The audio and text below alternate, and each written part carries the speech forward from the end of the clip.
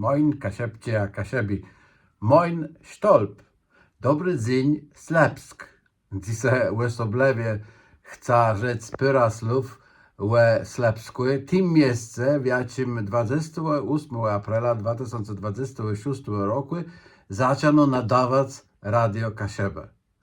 Za mną widzicie mapa, na której dobrze można się zorientować, jak daleko Radio Kasiebę teraz sięga, bo jaś do Slawna, jaś do Darlowa, a nawet do Malechłewów, jakie dobrze na tej mapie widzę. Ty co? Ty Kasiebę, język kasiebski, kultura kasiebska, dzanka nama, tyś dzanka nama, dzanka Radio Kasiebę, bardzo są umocniwała na tych naszych starych kasiebskich, pomorskich ziemiach, które nie są le naszą pamięcią, naszą historią, o gryfitach, o tych zumkach pięknych, o tych muzeach, które tam są, czy nawet nie jest to ta błyszczy nam historia sklek tych wszystkich Kasiebów, Słowińców, jacy tam stądka po 45 roku musieli uciekać i gdzieś tam ich łytroce mieszkają w Hamburgu albo w Köln, ale Radio Kasiebę je dzisiaj płyto na tych ziemiach, żeby wzmocnić taka siebizna, która tam je tery. A dzieje się naprawdę wiele. Zacznę od Pomorskiego Uniwersytetu, na którym studiował przez 2 lata.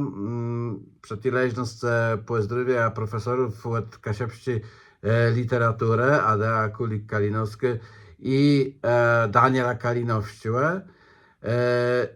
Pozdrawia wszystkich studentów Uniwersytetu Pomorskiego, klub studencki, tatczyzna, jacy tam dzieje i naprawdę muszę wam powiedzieć, że to jest bardzo mocny westrzutk rozwoju kasiebiznę.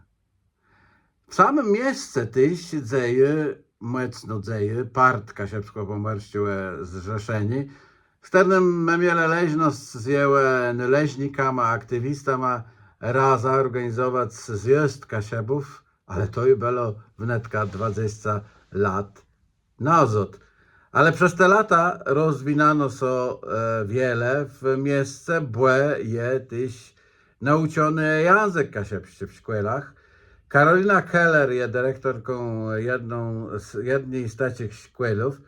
Sama też jest pełnomocniczką wojewody pomorskiej do spraw mniejszości narodowych i etnicznych.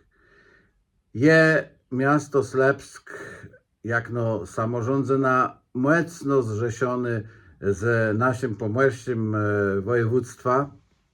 Między Gdyńska a Slepska wiele się dzieje.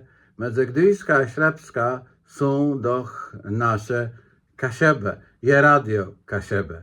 Bo my od 2004 roku jesteśmy dlewaj, jesteśmy debelt językową stacją radiową, która chce budować jednota wszystkich mieszkańców Pomorza.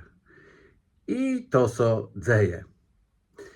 Jestem bardzo ciekawy, coś jeciec wśród Kasiebków, Kasiebów, a wszystkich innych Pomorzanów w Stolpie Dzizdniowym i jem zicher, że te sobie niedługo dowiemy z Radia Kasiebę.